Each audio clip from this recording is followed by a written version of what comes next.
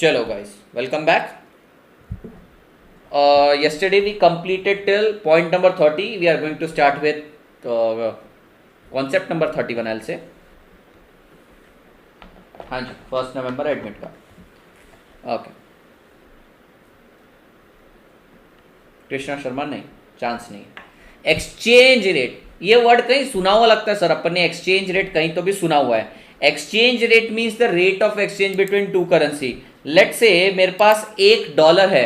अब मैं डॉलर यहाँ तो यूज कर नहीं सकता, तो मैं बैंक में जाऊंगा, बैंक इसके बदले मुझे 75 रुपए देगा. So this is called as exchange rate. तो exchange rate is nothing but the rate of exchange between two currencies. Did you get this?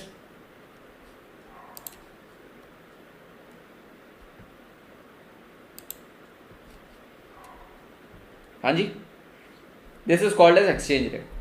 Now next one is financial intermediary. ध्यान देना बेटा ये वर्ड पे. फाइनेंशियल इंटरमीडियरी मतलब क्या होता है सर? एक ऐसा पर्सन. पहले एक्सचेंज रेट की लिटरल डेफिनेशन पढ़ लेते हैं. The number of unit of given currency that can be purchase for 1 unit of another currency. यानी कि number of unit of currency that you will get after exchanging 1 unit of another currency. Financial intermediaries like banks,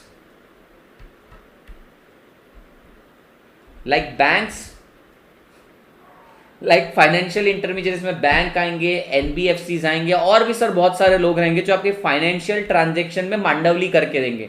मांडवली यानी कि sir क्या हो सकता है? Late से आपको किसी के साथ ट्रांजैक्शन करना है, सप्लायर के साथ ट्रांजैक्शन करना है, डेटर के साथ ट्रांजैक्शन करना है. अब ये ट्रांजैक्शन पूरा करने के लिए कौन बीच में आएगा सर? बैंक. तो इस बैंक को बोला जाएगा फाइनेंशियल इंटरमीडिएट. लेट से कल करके आपको लोन चाहिए, तो लोन आपको दिलवा के देगा एक NBFC, non banking financial corporation, वो भी फाइनेंशियल इंटरमीडियरी है. यानी कि सर ये मेन ट्रांजैक्शन को पूरी तरीके से इनिशिएट करने के लिए, सपोर्ट करने के लिए आते हैं ये लोग. पढ़ते हैं. Financial intermediaries are basically party or the person who act as a link between a provider who provide security and the user who purchase the security. तो बेटा फाइनेंशियल इंटरमीडियरीज में बहुत लोग आते हैं. इन्होंने यहाँ पे सिर्फ स्टॉक मार्केट के फाइनेंशियल इंटरमीडियरीज के बारे में बात किया. क्यों? क्योंकि अभी अपन बेसिक्स ऑफ स्टॉक के कॉन्सेप्ट पढ़ रहे हैं, अपन स्टॉक के बेसिक कॉन्सेप्ट पढ़ रहे हैं. लेकिन वैसे फाइनेंशियल इंटरमीडियरीज अगर आप बैंकिंग में जाएंगे तो वहां पे उसका मतलब रहता है बैंक्स, एनबीएफसीज. नेक्स्ट है होल्डिंग पीरियड. बेटा होल्डिंग पीरियड का मतलब क्या है? मैंने अगर मान लो तुम्हारे हाथ में ग्लास दे दिया और बोला 10 मिनट तक पकड़ के रख, और बाद में पूछा कितनी देर के लिए पकड़ के रखा तूने ग्लास, तो तुमने बोला सर 10 मिनट. मैंने पूछा होल्डिंग पीरियड कितना, तुमने बोला सर 10 मिनट. यानी होल्डिंग पीरियड क्या हुआ? Holding period is the time from the purchase of the security till you sell that security. तो जितने टाइम तुमने सिक्योरिटी अपने पास रखी से बोला जाता है holding period. Now you will ask me, sir, why it is important? It is important to know the return on your investment. For example, आपने सिक्योरिटी होल्ड करी है 1 साल के लिए. आपने खरीदी 300 में, बेच दी 350 में या 400 में, 330 पकड़ लेते हैं. सो 1 साल में आपने कितना अर्न किया? 30 रुपीज़, यानी 10% अर्न किया. अगर मैं बात करूं परसेंटेज टर्म में, तो आपने अर्न किया 30 divided by 300 into 100 is equals to 10%. पर यही अगर होल्डिंग पीरियड 2 साल है और 2 साल में आपने 30% कमाया, तो रिटर्न कितना हो जाएगा? 5%. तो होल्डिंग पीरियड क्यों इंपॉर्टेंट है? होल्डिंग पीरियड बताता है कि आपने कितने टाइम में कितना रिटर्न अर्न किया. हो सकता है सर, मेरे को एक बात बताओ, एक दिन के अंदर आपने 300 रुपये लगाए और 350 रुपये डाल दिए. तो अब मुझे बताओ कौन सा ज़्यादा अट्रैक्टिव है सर? ऑब्वियसली ये, क्योंकि सर उसने एक दिन में 50 का रिटर्न दिया. अगर मान लो ये एक दिन में 305 भी देता ना, तो भी ये ज्यादा रिटर्न दे रहा है. क्यों? क्योंकि सर एक दिन में 5 रुपए का रिटर्न दे. तो होल्डिंग पीरियड इंपॉर्टेंट क्यों? ये जानने के लिए तुमने कितने टाइम होल्ड किया है.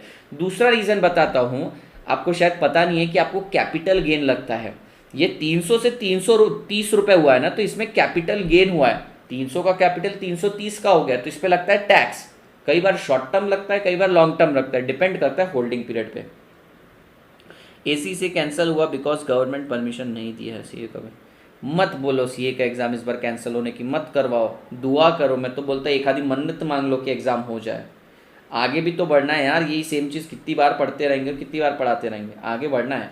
Holding period is the time duration during which the capital asset is held owned by individual or corporation. The holding period is taken into consideration while pledging the asset as collateral. ये एक बहुत अच्छी चीज़ बोली है इन्होंने कि holding period कभी भी आपका कंसीडर किया जाता है. फॉर एग्जांपल कल करके आप ना एक बैंक में गए और आप बोले साहब मेरे को एक एलसी निकालनी है. वो बोला ठीक है निकालो, आप मुझे कुछ कोलैटरल, कुछ गिरवी दे दो. एलसी क्या कॉन्सेप्ट होता है मैं बताऊंगा। तो बोला कुछ गिरवी रखो, तो मैंने उसको दे दिया स्टॉक शॉर्ट टर्म के, बोलेगा नहीं चलेगा। मैंने बोला क्यों नहीं चलेगा, 5 करोड़ के स्टॉक है। बोलेगा कभी भी बेच सकते हो तुम, इसका होल्डिंग पीरियड भी 3 दिन पुराना है, हो सकता है तुमने सिर्फ मुझे दिखाने के लिए लिया है, पर अगर मैं इसकी जगह ज़मीन देता हूँ या कोई घर देता हूँ, घर के पेपर देता हूँ तो एक्सेप्ट करेगा, क्योंकि उसका होल्डिंग पीरियड बहुत लॉन्ग है, ज़्यादा टाइम के लिए रखा जाता है अपने पास। सर मैं हर चैप्टर के बाद उसके एमसीक्यू करता हूँ। सर आपका फुल परफेक्ट है नोट्स लेक्चर। हाँ नहीं होगा कैंसिल, इस बार तो नहीं होगा, इंस्टीट्यूट की आंग पे आई है बात, वो नहीं करेगा। इंडेक्स, क्या तुमने कभी इंडेक्स के बारे में सुना है? हाँ सर हमारी नोटबुक के स्टार्टिंग में इंडेक्स देखा। हट, वो इंडेक्स नहीं, we are talking about index in stock market. क्या आपने निफ्टी के बारे में सुना है? क्या आपने निफ्टी 50 वर्ड सुना है? तो वो 50 स्टॉक का इंडेक्स है, यानी कि वहाँ पे इन सारे स्टॉक्स का एवरेज मूवमेंट चलता है। सिमिलरली बीएससी के अंदर आप देखेंगे, वहाँ पे आपको सेंसेक्स के अंदर 30 स्टॉक मिलते हैं, 30 स्टॉक का इंडेक्स है। तो इंडेक्स क्या है? इंडेक्स बेसिकली आपके सारे स्टॉक का एवरेज मूवमेंट बताता है, ये इकोनॉमी का भी डायरेक्शन बताता है। हो सकता है इस 30 स्टॉक के अंदर, 30 स्टॉक के अंदर 5 स्टॉक गिर रहे हों, 25 स्टॉक बढ़ रहे, तो ओवरऑल अपवर्ड मूवमेंट बताता है। हो सकता है सर 25 स्टॉक गिर रहे हो, 5 स्टॉक बढ़ रहे, तो डाउनवर्ड मूवमेंट बताएगा वो। समझ में आया? तो ये इंडेक्स है, ये डायरेक्शन बताता है, बेसिकली एवरेज रहता है स्टॉक का, और मैं आप सबको यहां पे इन्वेस्ट करने के लिए बोलता हूं। अब एक बात जान के आपको हैरानी होगी, सर क्या बात, निफ्टी के अंदर 50 स्टॉक है और उसका एवरेज लगभग अभी 12,000 चल रहा है, और सेंसेक्स के अंदर 30 स्टॉक हैं और उसका एवरेज निकल रहा है लेट से 40,000। और कमाल की बात यह है कि इन दोनों में लगभग कंपनीज कॉमन है, फिर भी यहाँ पे 50 का एवरेज 12 आ रहा है और यहाँ 30 का एवरेज 40 आ रहा है ना? अजीब बात। सर ज्यादा कंपनीज है, यहाँ कम कंपनीज है तो भी एवरेज ज्यादा आ रहा है, यहाँ ज्यादा कंपनीज है, यहाँ पे 50 कंपनी होने के बाद 50 कंपनी का टोटल लेने के बाद 12,000 इसका। तो यहाँ पे कहने का मतलब है कि ये एवरेज कैसे निकालते हैं, इंडेक्स कैसे कैलकुलेट करते हैं, सबका अलग अलग तरीका है। तो अपन ऐसे कंपेयर नहीं कर सकते कि जिसमें स्टॉक ज़्यादा उसका एवरेज ज़्यादा ही होगा, ऐसा नहीं होता है, अलग अलग तरीके रहते हैं इनके। तो इंडेक्स क्या है? बेसिकली सारे सिक्योरिटीज़ का मिक्सचर है, अ statistical measure of change in the economy of security market. Such indices have their own calculation methodologies and are usually measured as a percentage of change in the base value over the period of time। तो अगर मैं आपको बोलता हूँ Nifty 1 साल पहले 10,000 था, आज 12,000, इससे मुझे क्या पता चलता है? इससे मुझे ये पता चलता है सर स्टॉक मार्केट 20% बढ़ा। इससे कोई एक पर्टिकुलर स्टॉक कितना बढ़ा ये नहीं पता चलता, इससे ओवरऑल इकोनॉमिक फिनोमिना पता चलता है, या फिर स्टॉक में कितना मूवमेंट आता है ये पता चलता है। लेटर ऑफ क्रेडिट आगे आएगा, अभी एलसी आएगा आगे, एलसी आगे आएगा। Rohit Ronge Patil, I guess you are CA final student and I think you should focus more on your CA final studies rather than wasting time here, is it? आई sir, internet trading. अब internet trading में क्या बताना है? आप सभी को पता है इंटरनेट ट्रेडिंग क्या होता है, trading through computer and other application. पर ये पॉइंट मैंने क्यों लिया है? क्योंकि सेबी ने ईयर 2000 जनवरी 2000 से इंटरनेट ट्रेडिंग अलाउ कर दी है। मुझे ये वाला पर्टिकुलर पॉइंट यहाँ पे इसीलिए लेना था, अदरवाइज मैं पॉइंट लेता क्यों? इंटरनेट ट्रेडिंग में ये पॉइंट लेता क्यों? इंटरनेट ट्रेडिंग मैंने पॉइंट इसलिए लिया है क्योंकि जनवरी 2000 के अंदर सेबी ने अलाउ कर दिया है। सर एलआईसी 2 दिन पहले आया निफ्टी 50 में, स्टॉक में कंटिन्यूसली शफलिंग होती रहती है, जैसे जेट एयरवेज को कभी हटा दिया जाता है, येस बैंक पहले हुआ करता था उसको हटा दिया गया है, तो सब सड़े हुए आम बास्केट से निकाल दिए जाते हैं। बेसिकली एक्सचेंज क्या है, इंडेक्स क्या है? It is a basket of stock, basket of stocks का एवरेज है, तो सड़े हुए आम को तो निकाल ही दिया जाता है ना सर, है जी? क्लियर छे का नहीं? Pre opening session, pre opening session 9 बजे से 9:15 बजे रहता है। अब आपको पता होगा मार्केट के वर्किंग आवर्स कौन से रहते हैं, मैं आपको बता दूं, 9:15 से 3:30 बजे तक मार्केट के वर्किंग आवर्स रहते हैं, और 3:30 से 4 बजे तक ब्रोकर्स बैकएंड में कैलकुलेशन करते हैं। वो मार्केट हमारे लिए तुम्हारे लिए ओपन नहीं रहता, वो ब्रोकर्स के लिए रहता है, कुछ टेम्पररी मिसमैच हो जाते हैं तो वो उसको चेकआउट करते हैं। अब आइए pre opening session, sir market open होता है 9:15 बजे, तो 9 बजे से लेकर 9:15 बजे तक आपको प्री ओपनिंग सेशन मिलता है। ये प्री ओपनिंग सेशन में होता क्या है, लेट्स से आपने आज रात को एक ऑर्डर प्लेस करके रख दिया जिसको अपन बोलते हैं AMO, आफ्टर मार्केट ऑर्डर। क्या बोला बेटा मैंने, 3:30 के बाद आपने एक ऑर्डर प्लेस करके रख दिया AMO, आफ्टर मार्केट ऑर्डर। अब ये ऑर्डर तो कल 9:15 बजे ही खुलने वाला है, एग्जीक्यूट होगा नहीं होगा पता नहीं, पर आपको आज रात को ही फिर से पता चल गया थोड़ी देर बाद कि ये स्टॉक गिरेगा, और आप बोलोगे मैंने तो स्टॉक का ऑर्डर प्लेस कर दिया। तो 9 बजे से 9:15 बजे तक आपको ऑर्डर मॉडिफाई भी करने दिया जाता है, नया ऑर्डर भी प्लेस करने दिया जाता है, या कैंसिल करने की भी अनुमति रहती है। तो in short pre opening session में आप AMO, आफ्टर मार्केट के ऑर्डर्स को करेक्ट कर सकते हो, नया ऑर्डर भी प्लेस कर सकते हो। बात क्लियर है बेटा?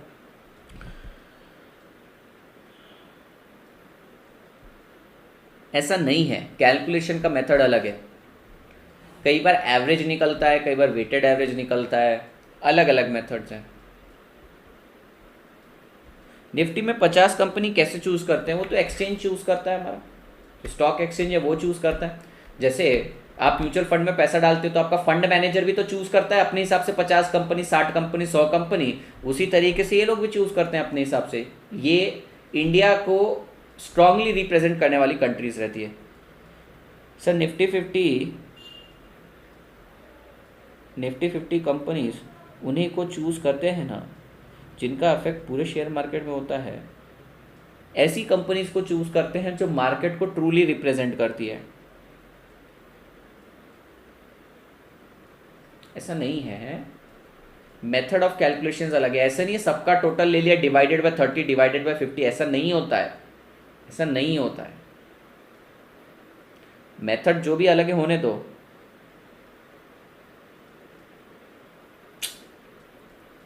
Tell me why one is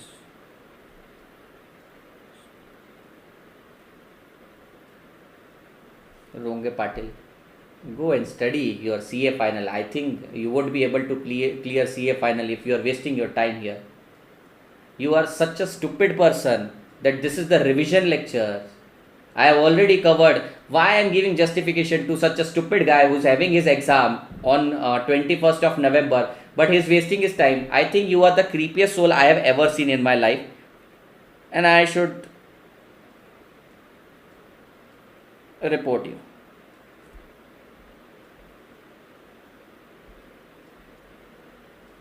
Such a stupid person I have ever seen in my life.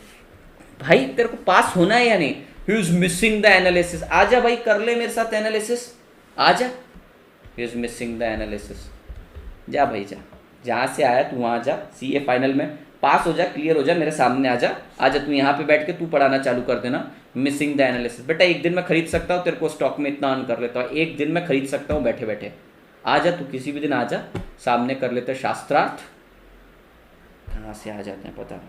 चलिए जी, और अगर मान लो तेरे को किसी ने भेजा है ना तो बेटा तू जा वहाँ पे, अपना दिमाग और टाइम वेस्ट मत कर। तेरे से फाइनल तो क्लियर होने से रहा, तभी तू यहाँ पे मुंह मारने आया है।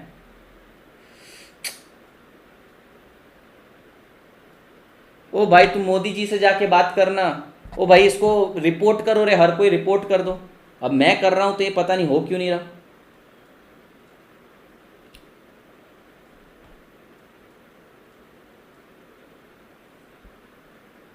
क्या आदमी है यार।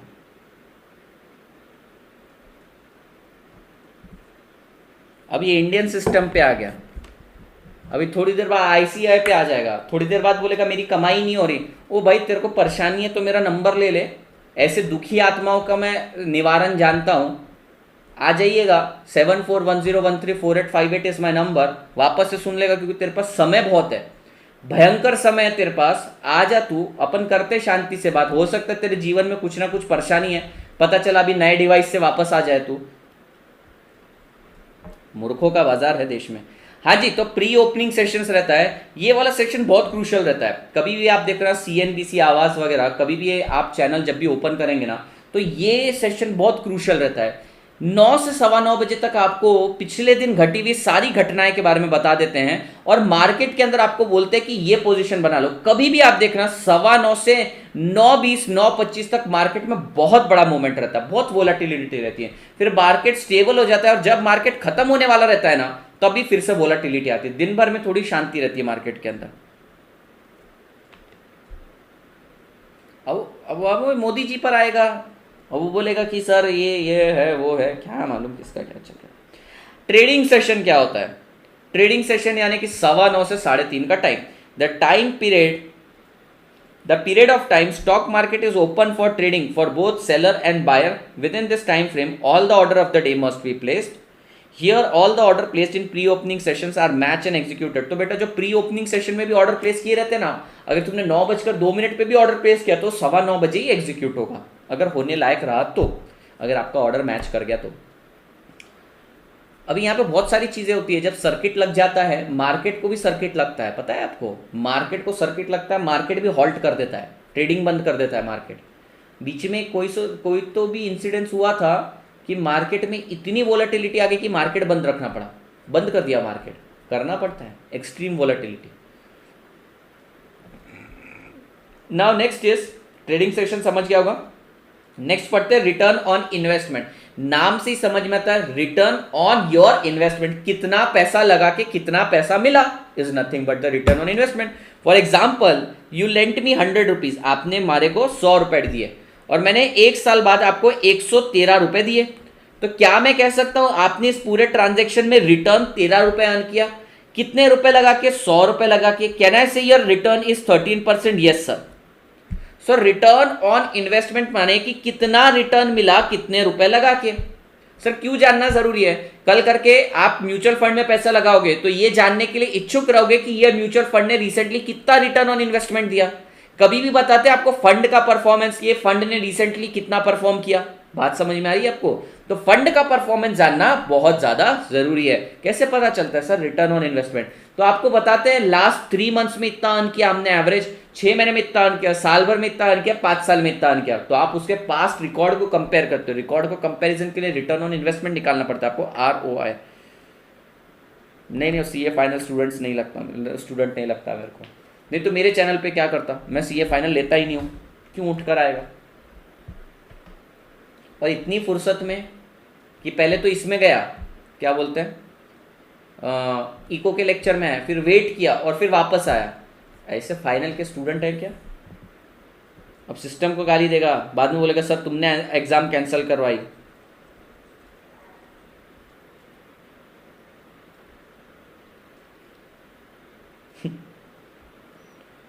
चलो, रिटर्न ऑन इन्वेस्टमेंट परसेंटेज में रहता है बेटा। Return on investment is the measure of effectiveness and efficiency with which the manager use the resources available with them. तो ये क्यों यूज होता है? ये इसलिए यूज होता है कि कल करके तुम पैसा देने वाले म्यूचुअल फंड को, म्यूचुअल फंड मैनेजर को देने वाले हो, तो वो कितनी एफिशिएंसी से, किस एफिशिएंसी से तुम्हारे पैसे को कमा के लगा रहा है, कितनी एफिशिएंसी से रिटर्न दे रहा है, ये मेजर करना जरूरी है। नहीं तो तुम म्यूचुअल फंड मैनेजर का मुंह देखकर थोड़ी पैसे लगाओगे, उसका रिटर्न ऑन इन्वेस्टमेंट, उसका पास्ट रिकॉर्ड देखा जाता है, उसने कितने पैसे लगा के कितने पैसे निकलवा के दिया। बेटा एक्सट्रीम प्रेशर रहता है इन लोगों पे।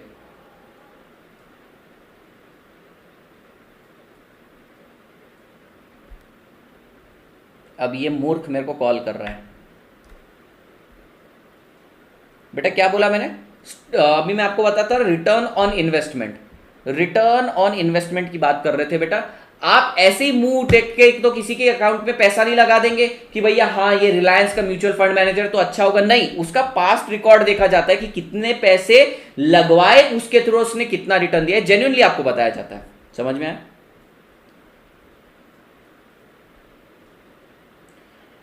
expressed in percentage और subsidies, डिफरेंट कंपनी है, different industry have different ROI। तो सर हर कंपनी का अलग रिटर्न ऑन इन्वेस्टमेंट रहता है। जो कंपनी मैच्योरिटी स्टेज में रहती है ना, जो स्टेबल डिविडेंड देती है, उसका रिटर्न ऑन इन्वेस्टमेंट कम रहता है, पर वहाँ स्टेबिलिटी रहती है। कुछ कंपनी जो नई नई कंपनीज रहती है, नए नए स्टार्टअप रहते हैं, यहाँ पर रिटर्न ऑन इन्वेस्टमेंट बहुत ही वोलाटाइल रहता है। इनिशियली कुछ नहीं मिलता, बाद में बहुत धुपाड़ से मिलता है, लेकिन एक मैच्योरिटी स्टेज पर पहुंचने के बाद डिविडेंड काम हो जाता है, स्टेबल हो जाता है, रिटर्न स्टेबल हो जाते हैं। आइए जी पढ़ते हैं स्टॉक स्प्लिट के बारे में। क्या आपने MRF के शेयर के बारे में सुना है?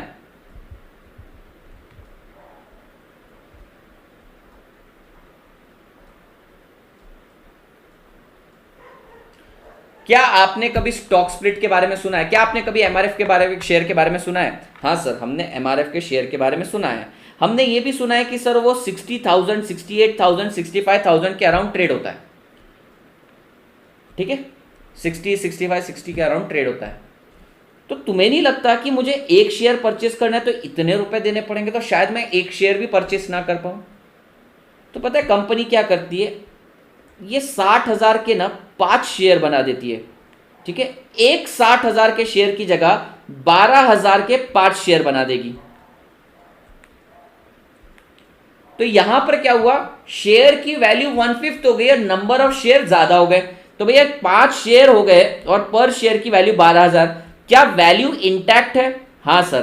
तो स्टॉक स्प्लिट के कारण कभी भी वैल्यू इंटैक्ट रहती है, बट एक चीज होती है, क्या सर, अब एक शेयर 12,000 के आएगा, पहले मुझे एक शेयर भी खरीदना पड़ता था, आधा शेयर तो खरीद नहीं सकता था, या 1/5 शेयर तो खरीद नहीं सकता था, तो मेरे पास जाकर भी चांस नहीं था कि मैं एमआरएफ के अंदर पैसा लगा पाऊं 60,000 से कम। लेकिन अब मेरे पास चांस आ गया। तो ऐसे समय नए इन्वेस्टर मार्केट में कूदते हैं। मैं आपको एक बात बताऊं, जैसे ही स्टॉक स्प्लिट होता है बहुत सारे लोगों की रीच में वो स्टॉक आ जाता है, और जैसे ही वो स्टॉक लोगों की रीच में आ जाता है ना, डिमांड बढ़ती है स्टॉक की और प्राइस थोड़ा अप होता है। एक्चुअली प्राइस में कोई वेरिएशन आना नहीं चाहिए, पर वेरिएशन आ जाता है because of other factor, intrinsic value के कारण, अदर फैक्टर के कारण।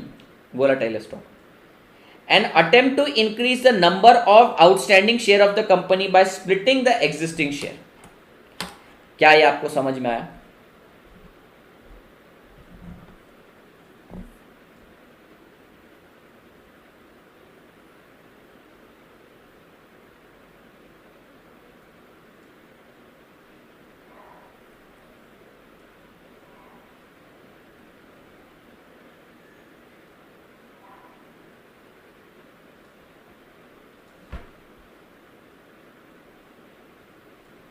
एक मिनट में चार्जर लेकर आया।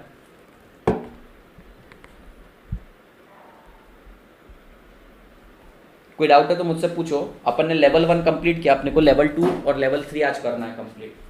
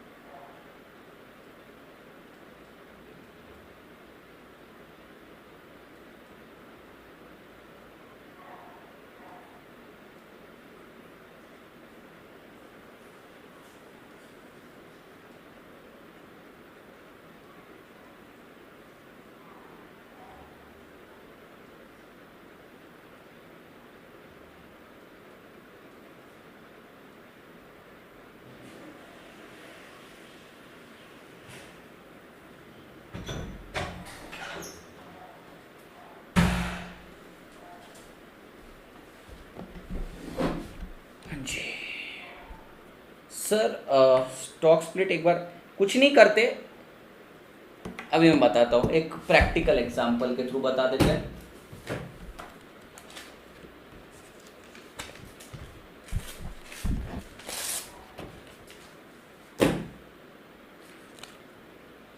ये एमआरएफ का शेयर है 65,000 का,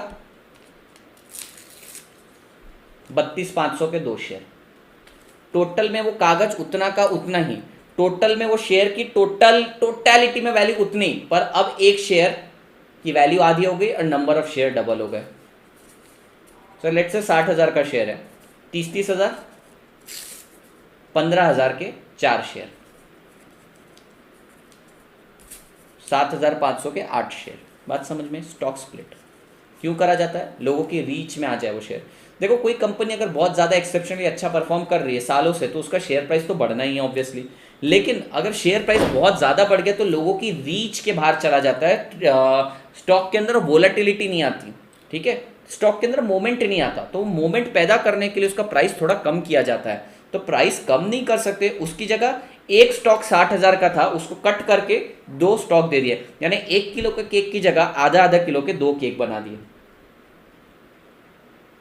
सर ऐसे पागल लोग, छोड़ो उनका, छोड़ो।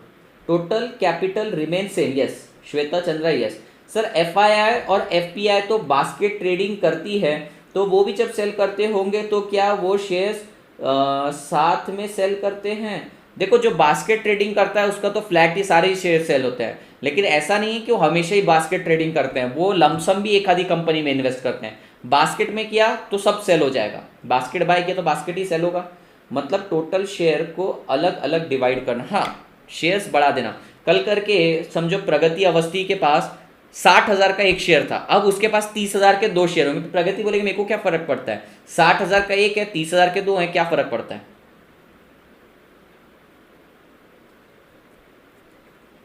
सर जो आपने स्टॉक के नाम बताए हैं उसके बारे में बताना, कौन से स्टॉक के नाम बताए मैंने।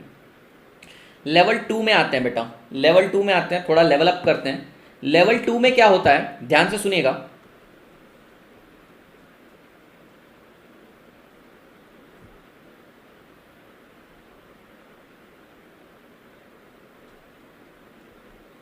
हाँ जी, लेवल 2 के अंदर अपन थोड़े और डिफिकल्ट लेवल पे आएंगे। अब बात करते हैं बेटा थिन मार्केट की। थिन मार्केट मतलब क्या होता है, जहां पे ज्यादा बाइंग सेलिंग नहीं चालू है। सर थिन मार्केट है, कुछ खास काम नहीं चल रहा है, बहुत अच्छे अच्छे कॉन्सेप्ट है। हेयर कट भी एक कॉन्सेप्ट होता है, पता है आपको हेयर कट, यानी कि अगर आप अपनी सिक्योरिटी किसी को बेचना चाहते हैं, ठीक है, तो वो कुछ पैसा कट करके लेता है। आपने 1 करोड़ की सिक्योरिटी परचेज करी, वो बोलता है मैं 90 लाख में खरीदेगा, तो पैसे की जरूरत है, उसको बोला जाता है हेयर कट, ठीक है। तो अलग अलग नाम यूज करे जाते हैं। तो थिन मार्केट यानी ज्यादा बाइंग सेलिंग नहीं हो रही है। A market in which there are comparatively low number of bid to buy and offer to sell, since the number of transaction is low the price are very volatile. Sir यहाँ पे बहुत कम transaction हो रहे हैं, बहुत कम transaction हो रहे हैं। एक आधा बायर उठ के आ जाता है, एक आधा सेलर आ जाता है, तो जो अपने मन में आए वो प्राइस बोलते हैं। यहाँ पे ज्यादा ट्रेडिंग नहीं होती है। क्यों नहीं हो रही सर ज्यादा ट्रेडिंग, तो स्टॉक इतना शायद अट्रैक्टिव नहीं है।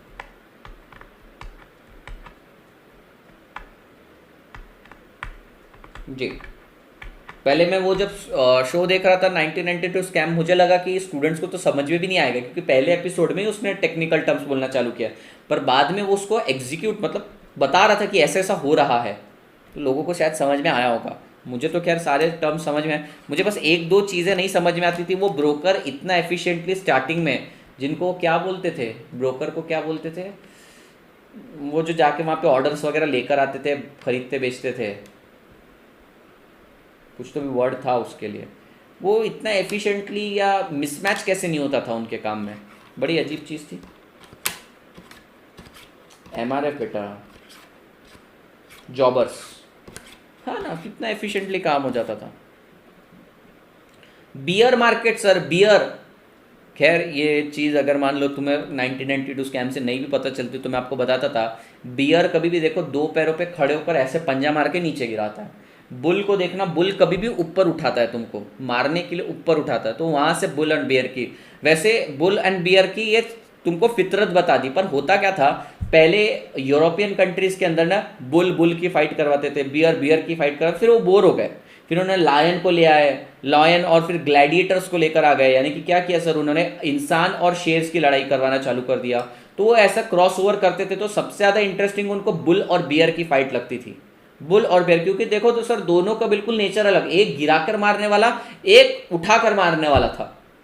बात समझ में आ रही है आपको मेरी। तो वहां से सर बुल एंड बेयर लाए, लेकिन ऐसा नहीं कि रैंडमली कहीं से भी बुल और बेयर को ले आए, वो लेकर इसलिए है क्योंकि एक्चुअली इनकी लड़ाई होती थी। बुल फाइट भी आपने देखी होगी, बुल फाइट देखी आपने, मैटाडोर्स करते हैं, बुल फाइट होती है, मैटाडोर्स रहते हैं। मैटाडोर पता है आपको, वो लाल कपड़ा लेके ऐसे खड़ा रहता है, तो ये बहुत चीज़ें होती है। तो ये बहुत अच्छे अच्छे टर्म्स लेकर आए। तुम स्टॉक मार्केट में देखो ना, कभी भी नए नए टर्म्स को अप्रिशिएट किया जाता है। अकाउंट्स में देखो सदियों से कॉन्सेप्ट ही नहीं बदले, टर्म्स ही नहीं बदले, यहाँ पर एटलीस्ट नए नए टर्म्स आते रहेंगे हमेशा। चलिए सर, बियर्स, बियर्स की बात करते हैं। सर बियर्स यानी मार्केट को खींचना, पेसिमिज्म है मार्केट के अंदर। The stock market players, the stock market players, वहां पे देखो बार बार 1992 स्कैम जो बोला है ना, उसके अंदर बार बार वो बोलते हैं बुल एंड बियर की लड़ाई है, बुल एंड बियर की लड़ाई। तो बियर्स क्या है सर, मंदेड़िया, प्राइस को खींचते हैं नीचे।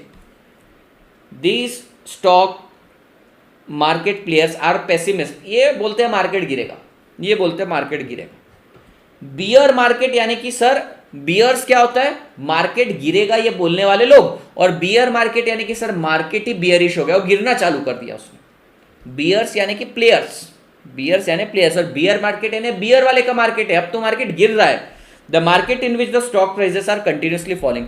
अब उल्टा बुल, बुल मतलब जो सर ऑप्टिमिस्टिक है, नहीं नहीं शेयर का प्राइस बढ़ेगा बढ़ेगा बढ़ेगा, और बुल मार्केट मतलब मार्केट सच में बढ़ गया। सर बुल को तो कलर ब्लाइंडनेस होता है, मुझे तो ये समझ में नहीं आता रेड क्लॉथ ही क्यों देखता है वो, क्या मालूम अपने को।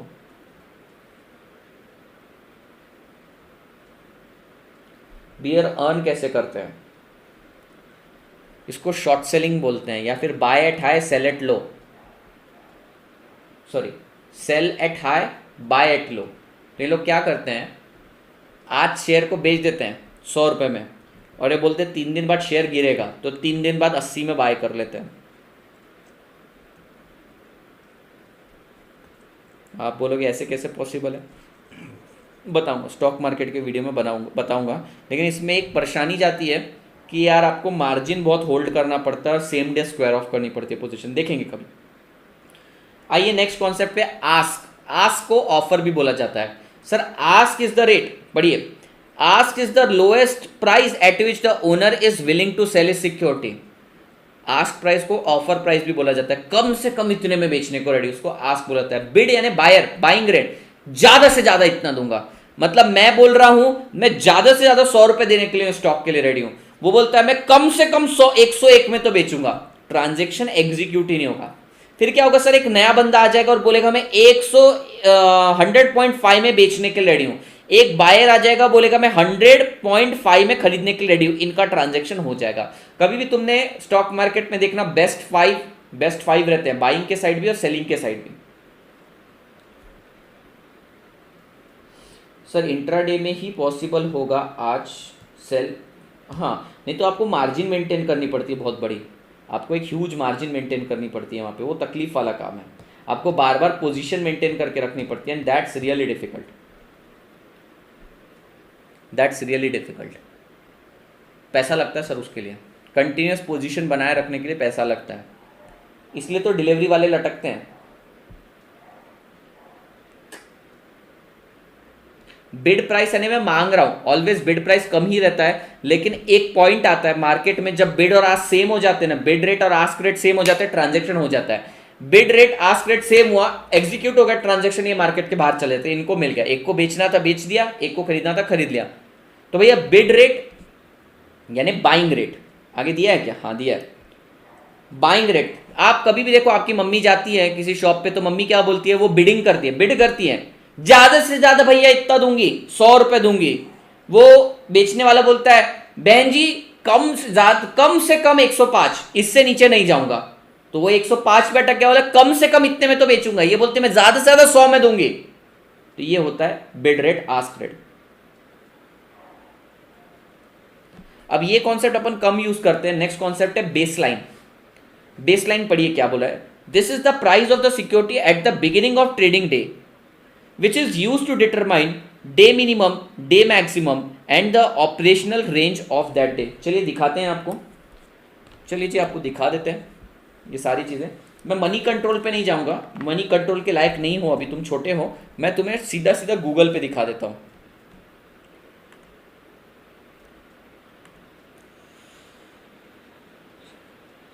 शेयर होल्डिंग करनी ही पड़ती है, इन्वेस्टर लोग क्या करते हैं, कोई शेयर का बात करो, चलो अपन एरोस GSW एनर्जी की बात करते हैं, तो क्या ये शेयर आपको दिख रहा है, स्क्रीन पे दिख रहा है, हाँ सर,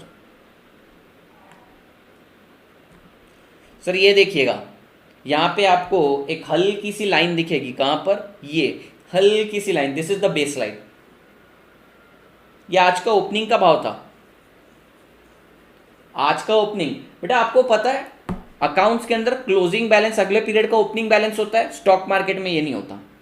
कल रात को, कल शाम को जो क्लोज हुआ या कल दोपहर में जो क्लोज हुआ, आज वो ओपन होगा, ना ना ना ना, बिल्कुल ये गलती मत बोलना। मार्केट में मूवमेंट आता है, market is considered as a living animal, ये एक जीवित इंसान की, एनिमल की तरह कंसिडर किया जाता है, ये कभी भी मूवमेंट लेता है। तो ये है बेस लाइन। अब जरा देखना सर इसका ओपनिंग कितना था, यहाँ पे देखना इसका ओपन कितना था सर, 65.95, 65.95, और बेटा ये क्लोज कितने पे हुआ आज, 63.90। कितना गिरा ये, कितना गिरा ये, कैलसी लेते हैं सर। ये ओपन हुआ 65.95 पे, क्लोज हुआ ऊपर दिखा है 63.9, अब ये 63.9 कैसे आया ना, अगर आप मनी कंट्रोल में जाके चेक करेंगे तो ना ही आपको एक भी रेट नहीं दिखेगा, 63.9 कहीं नहीं दिखेगा, इससे एक ज़्यादा रेट दिखेगा, इससे कम रेट दिखेगा। LTP है, लास्ट ट्रेडेड प्राइस है ये। खैर छोड़ो, 2.05 डिवाइडेड बाय 65.95 करिए, आपका आंसर आ जाएगा 3.108 विच इज दिस। कहाँ गया ये वाला सर, ये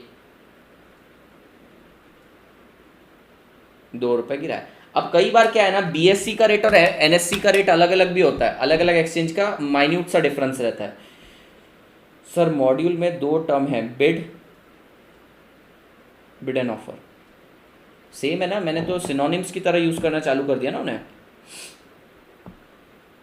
क्या नहीं, बिड एंड ऑफर एक साथ कैसे यूज करेंगे?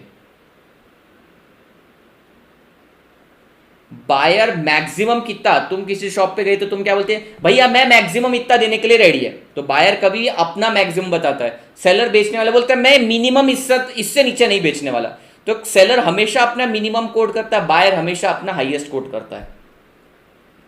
खुशी जांगरा भेज दीजिएगा मुझे डाउट आपका, वो फोटो क्लिक करके भेज दीजिएगा, वो उन्होंने किस टर्म में बोला होगा, क्योंकि कई बार ना बिड और आस्क को एक साथ यूज किया जाता है स्प्रेड बताने के लिए, जिसको बिड आस्क स्प्रेड बोला जाता है। तो बाइंग रेट और सेलिंग रेट के बीच के डिफरेंस के लिए भी कई बार तुम्हारे लिए बिड एंड ऑफर का कुछ तो भी बोला होगा।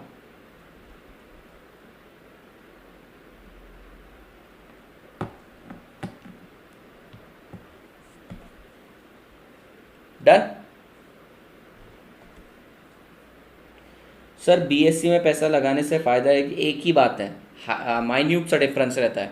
अगर बहुत ज़्यादा डिफरेंस आ रहा है तो चांस ही नहीं, क्यों डिफरेंस आएगा, डिफरेंस क्यों आएगा, कोई चांस ही नहीं है। जब दोनों कंपनी सेम है, अलग अलग मार्केट में बिक रही है, अरे पार्ले का बिस्किट एक जगह मिल रहा है दूसरी जगह भी मिल रहा है, तो डिफरेंस आने की चांसेस नहीं है। हल्का सा डिफरेंस आ जाता है कई बार, एक मार्केट में ज़्यादा बायर कई बार, लेकिन 10-20 पैसे का फ़र्क रहता है, उससे कोई फ़र्क नहीं पड़ने वाला तुम्हें।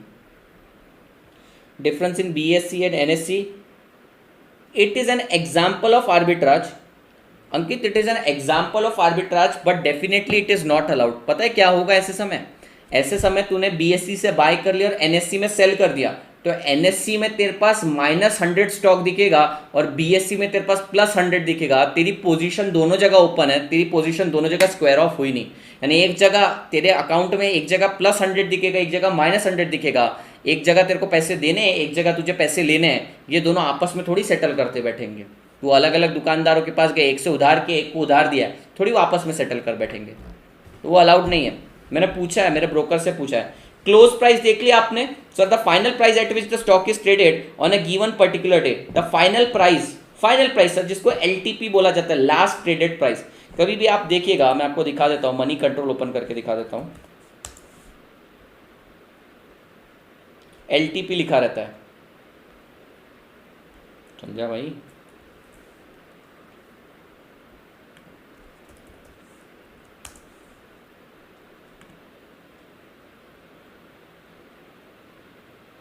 श्रीनिवास नहीं अलाउड। चलिए SBI कार्ड का देख लेते हैं, आज गिरा है स्टॉक, इसका रिजल्ट थोड़ा ख़राब आया। बेटा यहाँ पे एक वर्ड आएगा LTP, देखता हूँ मैं बताता हूँ आपको। ये देखिए bid and offer, bid and offer अलग अलग है सर, यहाँ पे दोनों दिया है, ये BSE दिया है, ये NSE दिया है, माइन्यूट सा डिफरेंस है, ये देखो 807.25, ये 807.5, ठीक है, तो माइन्यूट सा डिफरेंस रहता है पर फर्क नहीं पड़ता इससे।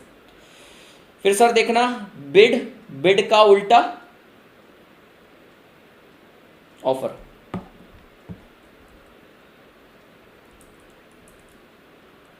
बिड देखो 46, उसका उल्टा ऑफर, आस्क भी बोला जाता है।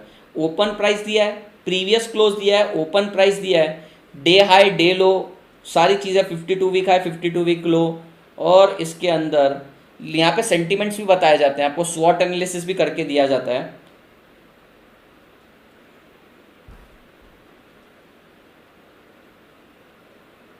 बेटा यहाँ देखो बीटा भी लिखा हुआ है, दिख रहा है आपको बीटा,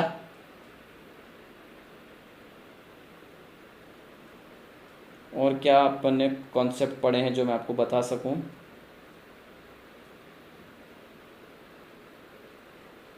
ये पता है 860.25 क्या है, एक बार तुम बिड रेट और आस्क रेट देखना, आस्क रेट तो मैंने अलग ही दे रखा है।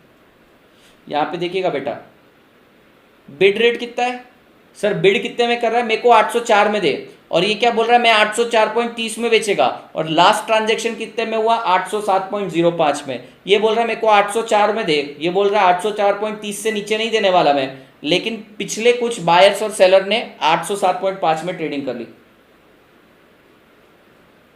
ठीक है, चलिए इंटरेस्टिंग कॉन्सेप्ट्स हैं, वैसे तो इसमें पूरा दिन रात निकल जाए। Next is limit order. ये लिमिट ऑर्डर काफ़ी ज़्यादा यूज़ करते हैं। लिमिट ऑर्डर में क्या लगा दिया जाता है, फॉर एग्जांपल ये बहुत ही ज़्यादा प्रैक्टिकल टर्मिनोलॉजीज है। लिमिट ऑर्डर्स में क्या करते हैं जनरली, मैं बोल देता हूँ कि ये पर्टिकुलर स्टॉक मैंने 100 में खरीदा है, जैसे ही 105 को टच हो जाए बेच दे, ऑर्डर लगा दिया। जैसे ही ये 90 को टच हो जाए, स्टॉप लॉस हिट हो जाए, लॉस हो रहा है सर, शेयर गिर रहा है और शेयर गिरता हुआ मैं सहन नहीं कर सकता, लिमिट लगा दूंगा 90 पे बेच देना। कई बार ऐसा भी होता है कि स्टॉक कंटिन्यूसली गिर रहा है, 80 का चल रहा है, मैं सोच रहा हूँ 70 का हो जाएगा तब खरीद लूंगा, तो मैं एक लिमिट ऑर्डर लगा देता हूँ, 70 में आया तो खरीद लेना। अरे practically day in day out अपन यही करते हैं, अपन थोड़ी दिन भर बैठे रहते हैं प्राइस चेक करते बैठते हैं, लिमिट ऑर्डर्स लगा देते हैं। द ऑर्डर टू बाय और sell a share at a specified price, sir अभी प्राइस कुछ और चल रहा है, मुझे किसी और प्राइस में खरीदना है, किसी और प्राइस में बेचना है, जब भी वो प्राइस हिट हो जाएगा, जब भी वो प्राइस ट्रिगर हो जाएगा, ऑटोमेटिकली मेरे अकाउंट में शेयर आ जाएंगे, चले जाएंगे। The order will be executed only at the specified limit price और इवन बेटर। तो सर मैंने ऑर्डर प्लेस किया 90 में, मेरे को शेयर मिलना चाहिए, 90 में खरीदना चाहता हूँ, सडनली शेयर 85 का हो गया, वो 85 में खरीद लेगा, क्योंकि 85 में खरीदना इज बेटर थिंग ना। अरे 90 में मैं मांग रहा था, लेकिन उसने तो 85 में खरीद के दे दिया, better. The limit order is sets a minimum price the seller is willing to accept and maximum price that the buyer is willing to pay। यानी मैं बोल रहा हूँ लिमिट ऑर्डर सेट कर दिया कि भैया 100 का शेयर खरीदा 150 में बेचना है, तो जैसे 150 को टच हुआ मेरा शेयर बिक जाएगा। मेरे को एक शेयर खरीदा है मैंने 100 का और मुझे लगता है शेयर गिरने वाला है, या फिर मेरे पास शेयर नहीं है, मुझे लगता है शेयर गिरने वाला है, मेरे को 50 में खरीदना है, तो मैं ऑर्डर लगा दूंगा लिमिट ऑर्डर 50 रुपये आए तो शेयर खरीद लेना। ऐसे लिखते नहीं है वहाँ पे, लिमिट ऑर्डर की मैं क्वांटिटी प्लेस करनी पड़ती है, 50 टच हुआ शेयर अपने आप आ जाता है, नहीं तो ऑर्डर चलता रहता है। Is this clear?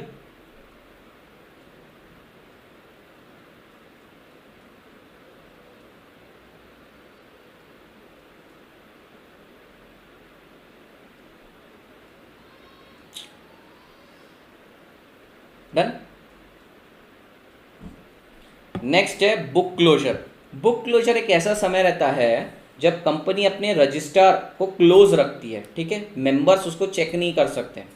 The date between the company keep its registrar of members close for updating prior to the payment of dividend. तो डिविडेंड डिक्लेयर करने की ना एक प्रॉपर कट ऑफ डेट रहती है कि भैया अगर मैं डिविडेंड डिक्लेयर कर रहा हूँ, ठीक है, तो मैं क्या बोलता हूँ कि आज क्या डेट है, आज जैसे 23 अक्टूबर है, तो मैं बोलता हूँ कि 30 अक्टूबर को जो भी मेरे शेयर होल्डर्स आएंगे उनको डिविडेंड मिलने वाला है।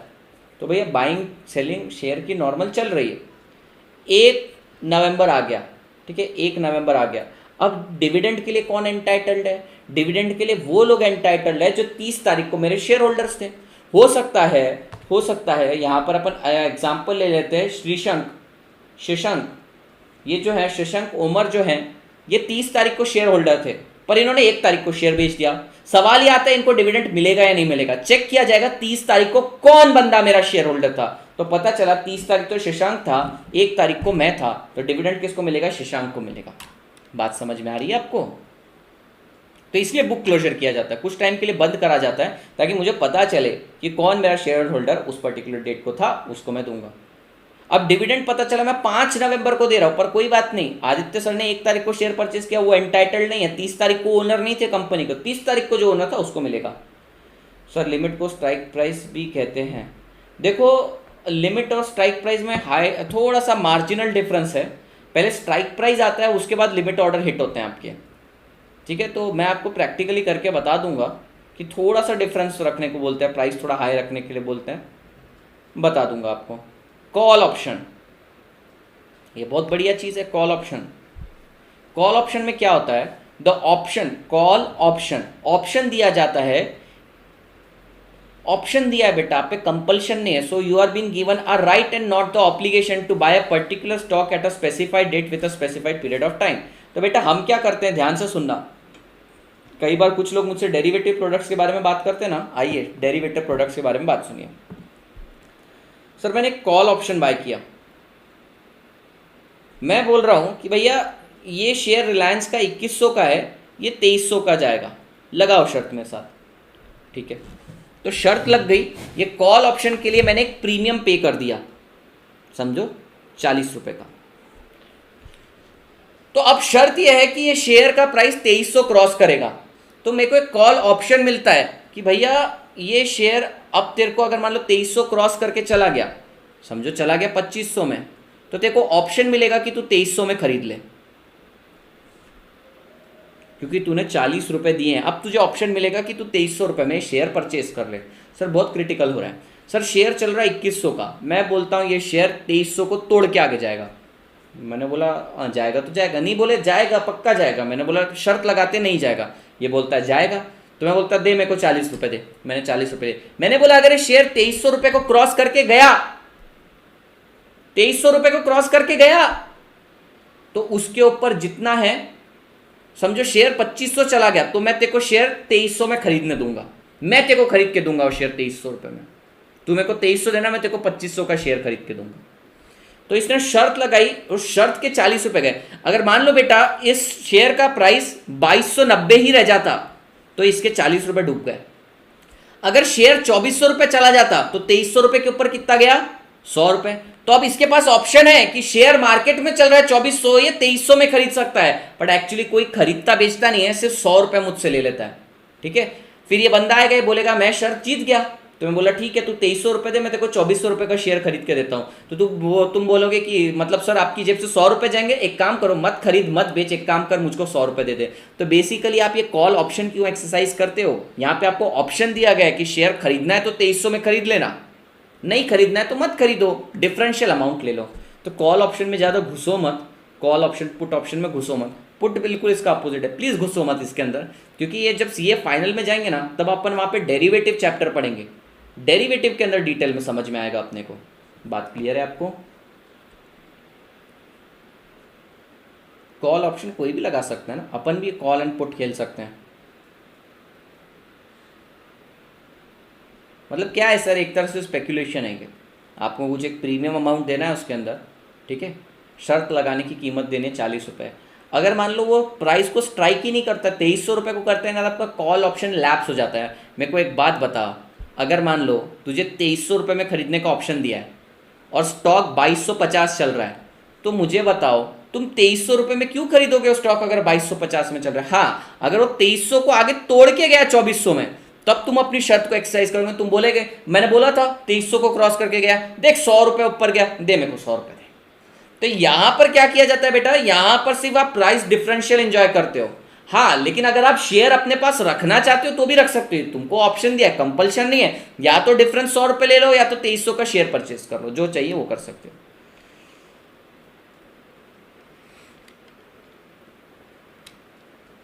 स्टॉक मार्केट गोज डाउन, जब स्टॉक मार्केट गिरता है ना, तो लोगों को लगता है कि मेरे जो पैसे हैं, ध्यान से सुनना, मेरे पैसे स्टॉक मार्केट में सेफ नहीं है, मुझे चाहिए एक सेफ एसेट, तो उनको गोल्ड नजर आता है, गोल्ड में चले जाते हैं। फिर जब स्टॉक मार्केट बढ़ता है उनको लगता है अरे गोल्ड तो इतना रिटर्न दे नहीं रहा, तो स्टॉक मार्केट में चले जाते हैं। पर कई बार ना ये पैरेलल मूवमेंट भी दिखाते हैं, कभी कभी अजीब सिचुएशन हो जाती है। नेक्स्ट आते हैं बेटा कमर्शियल पेपर पे, CP. So commercial paper is an unsecured money market instrument, ये एक प्रोमिसरी नोट है, unsecured promissory note. Sir debenture बोलो, बॉन्ड बोलो, ये सारी चीज़ें अनसिक्योर्ड प्रोमिसरी नोट है। आपको डिबेंचर भी इन्होंने बोला अनसिक्योर्ड प्रोमिसरी नोट है, तो ये अनसिक्योर्ड प्रोमिसरी नोट है, ये सेम बॉन्ड के जैसा ही है, ये अनसिक्योर्ड है। लेकिन यहां पर कमर्शियल पेपर इशू करने वाला बंदा लार्ज फर्म होना चाहिए, और आपको भी कम से कम 1 लाख, 2 लाख, 3 लाख, 4 लाख, 5 लाख इतने ही इन्वेस्ट करने पड़ेंगे। तो बेटा ये जरा पढ़ना, आपको समझ में आएगा। कमर्शियल पेपर इशू कौन कर सकता है, जिसको पैसे की जरूरत है। मुझे आज पैसे की जरूरत है, आदित्य शर्मा को पैसे की जरूरत है, तुम्हारे पास आएगा बोलेगा सेठ मेरे से कमर्शियल पेपर ले ले, कमर्शियल पेपर है तू मुझसे ले ले, 1 लाख रुपए दे। तुम बोलोगे कि कोई सिक्योर्ड विक्योर्ड है या नहीं, मैं बोलूँगा सिक्योर्ड नहीं है, मैं तेरे को ज़्यादा रिटर्न दूंगा, मेरे पे भरोसा कर, मैं लार्ज कंपनी हूँ, मेरा टेंजिबल नेटवर्क 5 करोड़ का है, मेरा वर्किंग कैपिटल बेस 5 करोड़ का है, मेरी लिस्टेड कंपनी है, क्रिसिल से मेरी रेटिंग हो चुकी, बहुत सारी कंडीशन है, मैं इंटर में पढ़ाऊंगा। तुम बोलोगे मैं बहुत सज्जन और पवित्र कंपनी हूँ, लगा दे मेरे में पैसा। फिर भी भैया रिस्क तो रिस्क है। तो ऐसे समय इसमें कितने पैसे लिए जाते हैं? 1 लाख, 2 लाख, 3 लाख। ये 1 लाख, 2 लाख, 3 लाख से क्या समझ में आ रहा है? सर बड़े लोग ही पैसा लगा सकते हैं, तो बड़े लोगों का पैसा डूबा भी ना तो इकोनॉमी को इतना फर्क नहीं पड़ता है। बात समझ में आ रही है आपको? तो कमर्शियल पेपर क्या है सर? ये प्रॉमिसरी नोट है, बड़ी कंपनी से इशू कर सकती है, 1 लाख या उसके डिनोमिनेशन में होना चाहिए, and having a interest rate somewhat below the prime lending rate of commercial bank. मतलब अगर मैं बैंक से बोरो करूंगा तो 12% लग रहा है, मैं तुम्हें बोलूंगा तू 10% ले ले मुझसे। नहीं बेटा, ऐसा नहीं है अंकित, मैंने पिछली बार भी बताया था रीज़न, फिर सेम चीज़ पूछ रहे हो। पिछली बार सेम मैंने बताया था, रिलायंस का 2300 में इतना सा शेयर मिल रहा है, एमआरएफ का 65,000 में इतना बड़ा शेयर मिल रहा है, तो भैया तू ज़्यादा ज़मीन खरीदेगा तो तेरे को ज़्यादा पैसे देने पड़ेंगे ना, कम ज़मीन खरीदेगा कम पैसे। अरे ये 1 स्क्वायर फीट है 2300 में, ये 1000 स्क्वायर फीट है 65,000 में, तो ऑब्वियसली ज्यादा जमीन है तो भैया ज्यादा पैसा लगेगा। वो स्टॉक स्प्लिट करता नहीं है। ऐसा नहीं होता कि जिसका शेयर का प्राइस बढ़ा वो कंपनी चाहिए। ऐसे तो तुम बोलोगे रिलायंस तो ब्रिटानिया से भी पीछे है, आइशर मोटर से भी पीछे, ऐसा थोड़ी होता है यार, ऐसा नहीं होता है।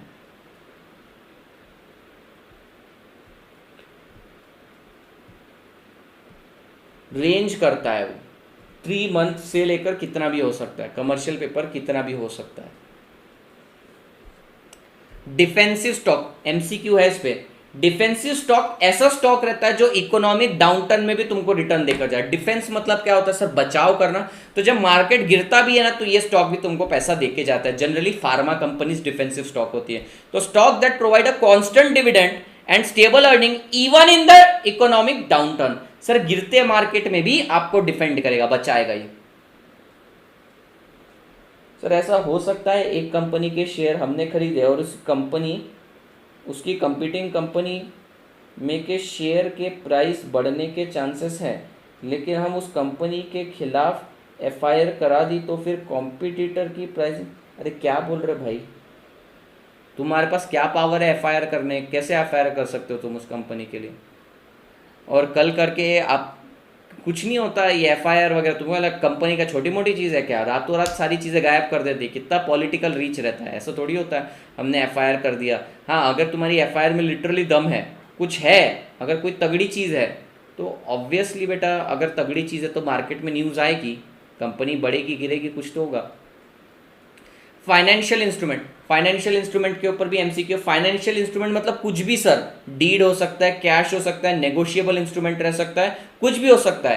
कोई भी रिटर्न ऑथेंटिकेटेड एविडेंस है कि कोई तो भी फाइनेंशियल ट्रांजैक्शन हुआ है। सर कोई भी फाइनेंशियल ट्रांजैक्शन हुआ है आप लोगों के बीच में, ये प्रूव करने के लिए रिटर्न एविडेंस को अपन बोलते हैं फाइनेंशियल इंस्ट्रूमेंट। तो भैया cash, deed, negotiable instrument, cheque, commercial paper, sir ये सारे के सारे फाइनेंशियल इंस्ट्रूमेंट है। क्यों? मैंने आपको कमर्शियल पेपर इशू किए, मैंने कमर्शियल पेपर इशू किए, क्या बताते हैं कमर्शियल पेपर? हमारे बीच में 1 लाख का ट्रांजैक्शन हुआ है। मैंने बॉन्ड इशू किए 50 लाख के, तो ये बताता है 50 लाख का ट्रांजैक्शन हुआ। मैंने डीड बना के दी कि भैया ये रेट पे मेरे पास इतना इतना पैसा आया है, क्या बताता है? ये फाइनेंशियल इंस्ट्रूमेंट है जो एविडेंस है कि ट्रांजैक्शन हुआ है। तो फाइनेंशियल इंस्ट्रूमेंट क्या होता है सर? सब कुछ, डीड, कैश, नेगोशिएबल इंस्ट्रूमेंट, कुछ भी ट्रांजैक्शन होने दो, इसका रिटर्न रिकॉर्ड।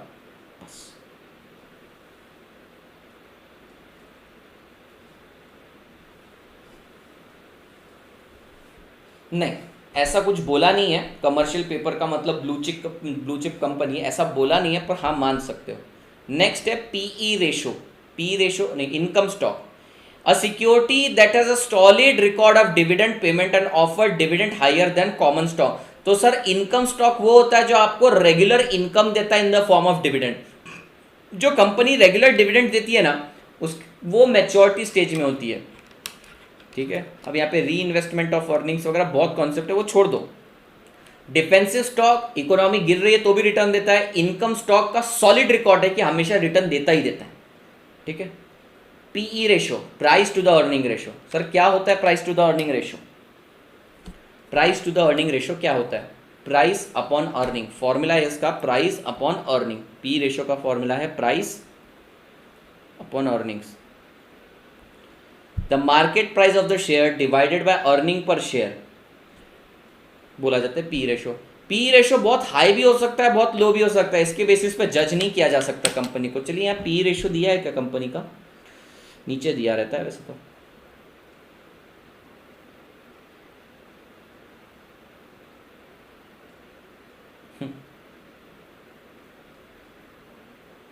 इसका पी रेशो ही नहीं दिया। देखो पी रेशो दिया है, इंडस्ट्री का दिया है, इसका कैलकुलेट नहीं करके दिया, मैं दूसरे का दिखाता हूँ। पता है इसका पी रेशो क्यों नहीं दिया है? क्योंकि ये कंपनी बहुत नई है, रिसेंटली इसका आईपीओ है, इसने ईपीएस बनाया ही नहीं अपना। कोई पुरानी कंपनी लेते हैं अपन, रिलायंस उठाते हैं, रिलायंस का पी रेशो डेफिनेटली दिया होगा, कुछ भी हो जाए उसको तो दिया ही होगा। देखो रिलायंस का पी रेशो 43 है और इंडस्ट्री का 39.12 है। तो ये बोले पी रेशो एक इंडिकेटर है, पर इसके बेसिस पे कोई जजमेंट नहीं कर सकते, बहुत ज़्यादा भी हो सकता है, बहुत कम भी हो सकता है, ठीक है। तो इसके बेसिस पे कोई जजमेंट नहीं पास करना। इसका डिविडेंड का परसेंटेज देखो बेटा, डिविडेंड का परसेंटेज कितना है, 65% डिविडेंड, यानी इसका जो भी क्या बोलते हैं इसको, फेस वैल्यू। बेटा ये 10 रुपये इसकी फेस वैल्यू है, इसने कितना डिविडेंड दिया है तुमको, 6 रुपये 50 पैसे डिविडेंड दिया। आप बोलोगे क्या कचरा है, 2100 का शेयर खरीदूँ 6 रुपये 50 पैसे डिविडेंड। हाँ, इसलिए कभी भी हम डिविडेंड की लालसा से किसी शेयर में इन्वेस्ट नहीं करते, कैपिटल अप्रिसिएशन के लिए करते हैं। ज़रा चेक करें शेयर का भाव क्या है। अरे वाह, ऊपर मेरी ऐड आई थी अभी, अरे वाह वाह वाह वाह वाह वाह वाह वाह, क्या बात है, मेरी ऐड आ रही,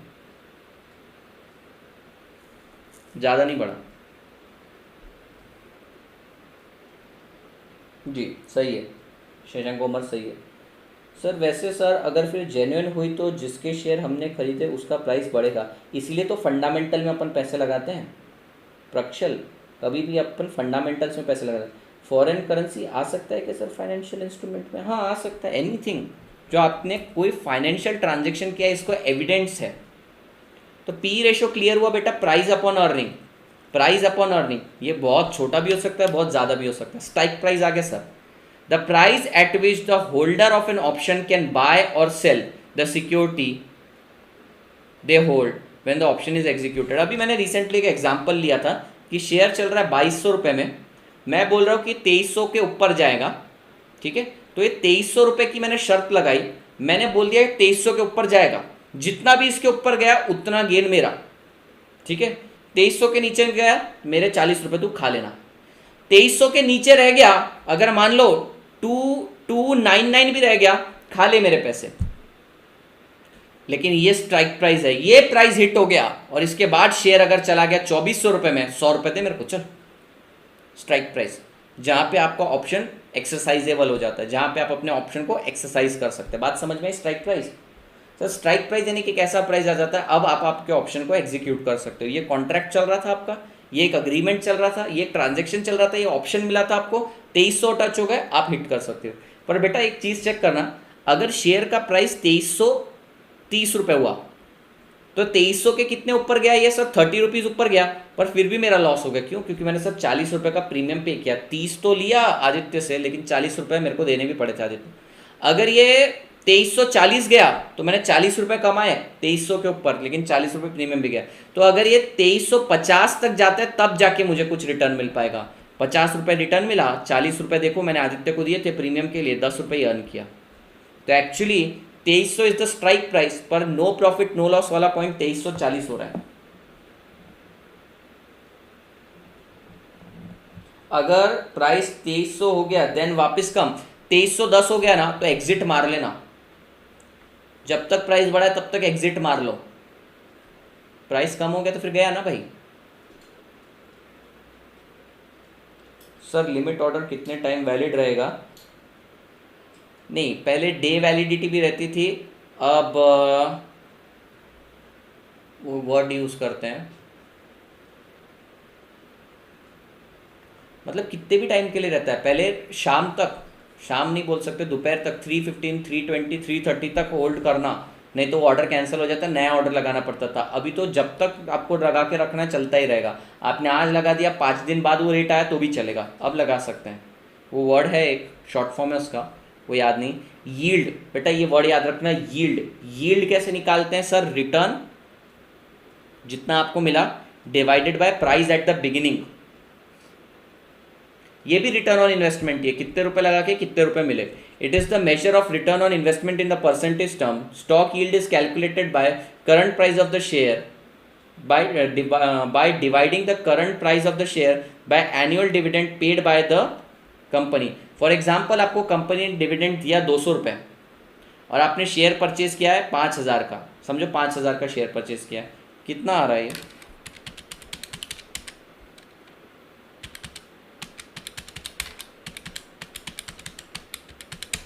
4% डिविडेंड मिला आपको, 4% यील्ड है। यील्ड यानी कि सर मार्केट प्राइस के कंपैरिजन में आपको कितना डिविडेंड मिला।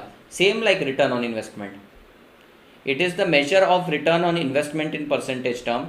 The stock yield is calculated by dividing the current price of the share by annual dividend paid. उल्टा बोल दिया, annual dividend by current price.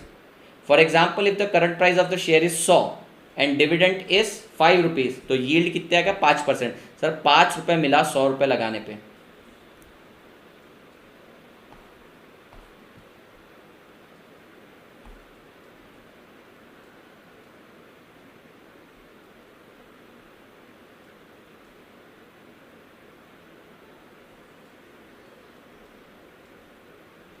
समझाइए सर, यील्ड का मतलब समझा? यील्ड और रिटर्न ऑन इन्वेस्टमेंट सेम है, एक बार थोड़ा सा डिफरेंस है, हल्का सा मैं चाहता हूँ कि आप लोग जान लो।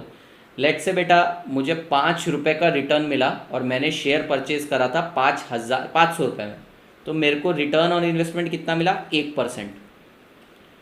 और यील्ड का मतलब क्या है? मेरे को 5 रुपये डिविडेंड मिला और अभी शेयर का प्राइस चल रहा है 500 रुपये ही, तो ये भी यील्ड है।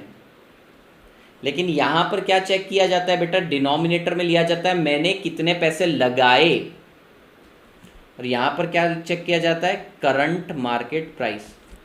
इसका एक और दूसरा तरीका है, मैं आपको वो भी बताता हूँ। लेट्स से मैंने एक शेयर परचेज किया 100 में, बॉट, और सर सेल करा मैंने 200 रुपये में। सेल नहीं करते हैं पे काम करते, सेल नहीं करते हैं। करंट मार्केट प्राइस चल रहा है 150। ध्यान से सुनना सर, मैंने शेयर खरीदा, दिख नहीं रहा होगा आपको, मैंने शेयर खरीदा 100 में और करंटली वो चल रहा है 150। सर मैंने शेयर 1 साल पहले खरीदा था, आज शेयर चल रहा है 150। इन बिटवीन आज कंपनी ने 5 रुपये डिविडेंड डिक्लेयर किया, तो क्या आप बता सकते मेरा रिटर्न ऑन इन्वेस्टमेंट कितना? सर मैंने 5 रुपये अर्न किए 100 रुपये लगा के 5%, पर डिविडेंड यील्ड कितना है? सर 5 रुपये मिल रहे हैं, आज 150 रुपये कोई लगाएगा तो यहां पर डिफरेंस क्या है? कितने रुपए लगाए, और यहां पर क्या है? आज का प्राइस। यील्ड में कभी भी करंट मार्केट प्राइस होता है, तो ये कितना आएगा? 3.75, 3.33। देयर इज लिटिल डिफरेंस बेटा। रिटर्न ऑन इन्वेस्टमेंट यानी कितने रुपए लगाने पर, एंड यील्ड का मतलब है कितने रुपए मिले आज के प्राइस के कंपैरिजन में, करंट मार्केट प्राइस। तो दोनों में डिफरेंस है, हो सकता है प्राइस सेम भी रहे। मैंने देखो यहाँ पे बताया कितने रुपए लगाए, क्या करंट मार्केट प्राइस चल रहा है, ये भी है। अरे ये समझ में आया क्या? नहीं समझ में आया तो मैं वापस बताऊं। स्टॉक मार्केट थोड़ी टेढ़ी खीर है। 100 में शेयर खरीदा, आज शेयर हो गया 150 का। कंपनी ने 5 रुपये डिविडेंड डिक्लेयर किया, तो मैं मम्मी के पास गया, मम्मी मैंने 5 रुपये कमाए। मम्मी बोली कितने रुपए लगाए? मैंने बोला 100 रुपये लगा के 5 रुपये कमाए। वाह, 5%। मम्मी ने पूछा यील्ड कितना है? मैंने बोला मम्मी 5 रुपये मिले और आज ये शेयर चल रहा है 150 का। तो अच्छा, मैं बोले कि 3.33% यील्ड है, यानी कि ये शेयर आज की डेट में 3.33% कमा के दे रहा है। तेरे लिए 5% रिटर्न है, पर अगर आज कोई खरीदता है तो उसके लिए 3.33% रिटर्न है। Not so important for you. Let's complete few more concept, then will wrap up. Next है बेटा आर्बिट्राज। आर्बिट्राज क्या होता है? Arbitrage is the process of simultaneously buying and selling securities from different market in order to exploit the price difference। हो सकता है sir मैंने US market से कुछ स्टॉक परचेज या करेंसी परचेज करी, मैंने यूएस मार्केट से रुपी डॉलर परचेज किया 70 रुपए के हिसाब से, और वही जापानीज मार्केट के अंदर कितना चल रहा है सर? 72 में चल रहा है। तो मैं क्या करूंगा? इंटरनेट पे इंस्टेंट ऑर्डर प्लेस करूंगा, 70 में खरीद 72 में बेच दे। ये अलाउड है, ये अलाउड है। एनएससी से बीएससी, बीएससी से एनएससी अलाउड नहीं है, पर ये अलाउड है। तो हम क्या करते हैं sir, simultaneous buying and selling करते हैं। सस्ती जगह से खरीद के इंस्टेंटली, फिजिकल डिलीवरी नहीं लेते हैं, डायरेक्ट इधर से 70 खरीदा, इधर 72 में बेचा, बायर और सेलर इन दोनों को मिला देंगे, आपस में खरीद लेंगे, मैं बीच का ब्रोकरेज आर्बिट्राज चार्ज कर दूंगा। तो arbitrage is the process of simultaneous buying and selling of two identical commodity or instrument. This simultaneous sale and purchase is done in order to take advantage of price variation in two market. Example, एक nation से 50,000 में gold खरीदा और simultaneously दूसरे nation में 52,000 में बेच दिया। बास्केट ट्रेडिंग यानी पूरा का पूरा फंड उठाना है, ईटीएफ उठाना, एक्सचेंज ट्रेडेड फंड, पूरा का पूरा इंडेक्स खरीदना।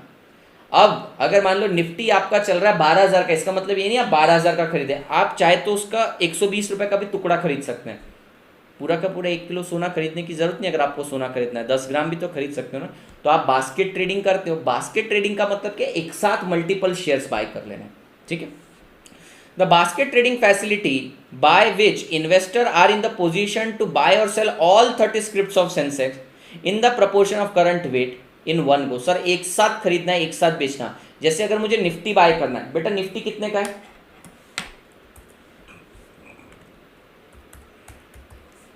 निफ्टी 11,930 है, ठीक है।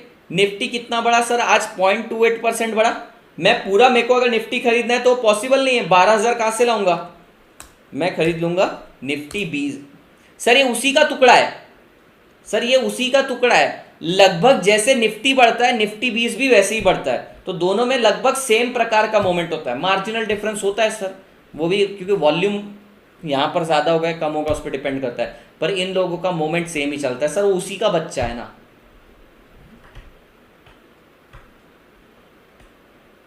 करेंसी मार्केट में कर सकते हैं, अभी तुम बहुत छोटे हो आर्बिट्राज करने के लिए, पैसे भी नहीं है तुम्हारे पास। बदला, सर बदला क्या होता है, सर बदला यानी कि रिवेंज नहीं, बदला यानी कि आप एक ट्रांजेक्शन को आज एग्जीक्यूट नहीं हुआ, आपने बोला भैया मैं शॉर्ट सेल मारेगा, मैंने बोला मारते शॉर्ट सेल, 100 में खरीदेगा, 100 में बेचेगा, 50 में खरीदेगा, पर हुआ क्या, तुमने 100 में बेच दिया। अब तुम्हारी खरीदने की बारी थी 50 में, लेकिन शेयर का प्राइस चला गया 120। ओ भाई साहब 100 में बेच दिया मैंने और प्राइस कम होने की जगह बढ़ गया, तो मेरा तो नुकसान हो जाएगा। तो मैं क्या बोलूंगा मेरे ब्रोकर को, ये भाई सुनना, ये ट्रांजेक्शन को कैरी फॉरवर्ड करते, कल गिर जाएगा ये शेयर। तो बोलेगा ठीक है, इसको बोला जाता है बदला। लेकिन इसके बदले आपको 2 चीजें देनी पड़ती है, एडिशनल पैसा देना पड़ता है मार्जिन कल करके तू भाग ना जाए, और कॉन्टेंगो देना पड़ता है यानी बदला चार्जेस देने पड़ते हैं। ये जो तेरे लिए सेटलमेंट को एक पीरियड से आगे ले जा रहा है ना, इसके चार्जेस देना और मार्जिन मनी भी देना। एडिशनल ट्रांजेक्शन कर रहा है, एडिशनल पैसा देगा।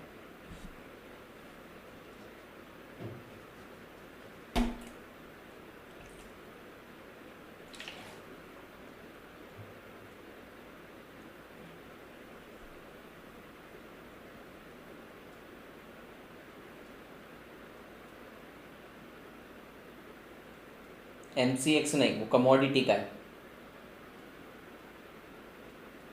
सर कभी ऐसा हुआ है मार्केट 3:30 के बाद? नहीं, ऐसा हमारे लिए अलाउड नहीं है, ब्रोकर्स के लिए अलाउड रहता है और आधा घंटा विदाउट परचेज भी सेल कर सकते हैं। हाँ, उसी को शॉर्ट सेलिंग बोलते हैं। और बोलेंगे कैसे होता है, ये करके बताऊंगा किसी दिन, एक शेयर की शॉर्ट सेलिंग करके बताऊंगा। Now next is capital gain yield. ये नहीं भी पढ़ा तो चलेगा। कैपिटल गेन यील्ड मतलब आपको कितना कैपिटल गेन हुआ है डिवाइडेड बाय ओपनिंग प्राइस। तो आपको 2 चीज़ें मिलती है, एक तो डिविडेंड मिलता है और एक शेयर का प्राइस बढ़ता है। जो शेयर का प्राइस बढ़ा है उसको बोला जाता है capital gain. So capital gain during the year divided by price in the beginning. Sir आपने शेयर खरीदा था 100 में, 8 शेयर हो रहा है 150 का, आपको डिविडेंड मिला है 5, तो मैं रिटर्न ऑन इन्वेस्टमेंट कैसे कैलकुलेट करता हूँ, 5 डिवाइडेड बाय 100, ये ROI है। अब कैपिटल गेन कितना हुआ सर, देखो 100 का शेयर 150 हो गया 100 रुपये लगाने पर, तो मेरा कैपिटल गेन 50% है। तो मैंने 2 चीज़ें अर्न करी बेटा, 5% डिविडेंड अर्न किया, 50% कैपिटल गेन अर्न किया। कैपिटल गेन समझा आपको? समझा होगा। हेज, हेज मतलब रिस्क कम करना। समझो मैंने $1,00,000 का इंपोर्ट किया है, मैंने $1,00,000 का इंपोर्ट किया। क्या किया बेटा, मैंने $1,00,000 का इंपोर्ट किया। आज रेट चल रहा है 70 और मैं सोच रहा हूं कि आगे जाके रेट कहीं 80 हो गया तो मेरी जेब से जो 70 लाख जाने वाले थे कहीं वो 80 लाख में चले जाएंगे। मैं बैंक के पास जाता हूं, मैं बैंक को बोलता हूँ ये भाई 1 लाख रुपए ले मुझसे, कमीशन ले ले, और अपन एक रेट फिक्स कर देते हैं 72 रुपए में, 72 रुपीज में। तो मार्केट में कुछ भी रेट होने दो, 72 रुपए में ट्रांजेक्शन होगा, ठीक है। तो ये मैंने क्या किया, खुद को हेज कर लिया, रिस्क से बचा लिया। तो hedging is the process by which you cover your self from the risk, आप खुद को रिस्क से बचा लेते हैं।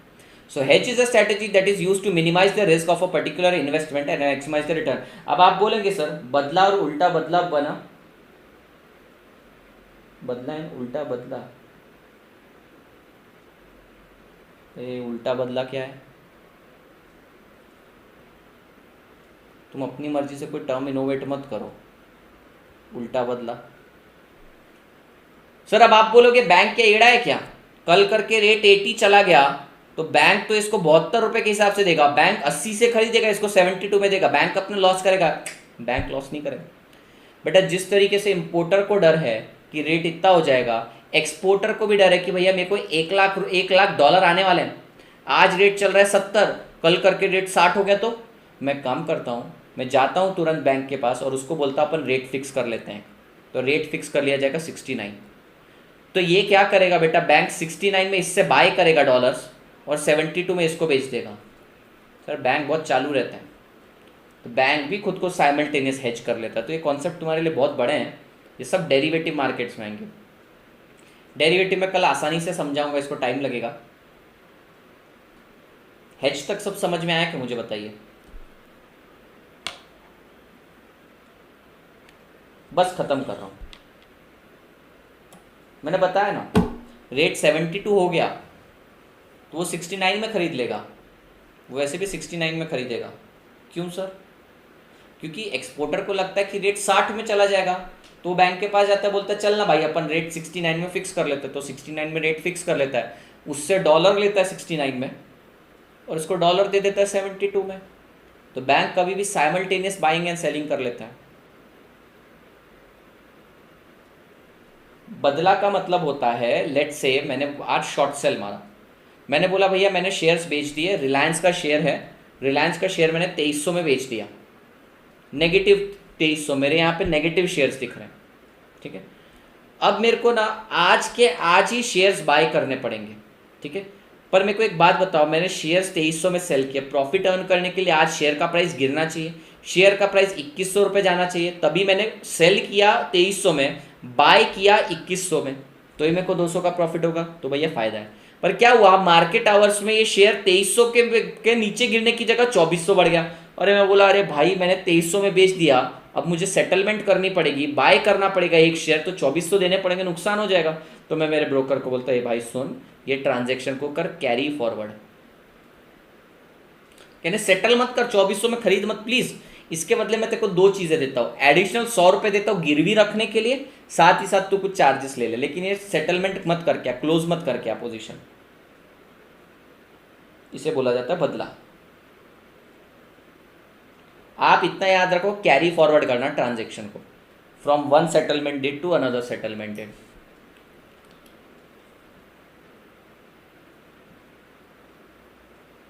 सर बैंक ओपन करने में कितना इन्वेस्टमेंट लगता है? मुझे क्या पता भाई, मुझे क्या पता बैंक को कितना लगता है, मैंने नहीं खोला बैंक आज तक।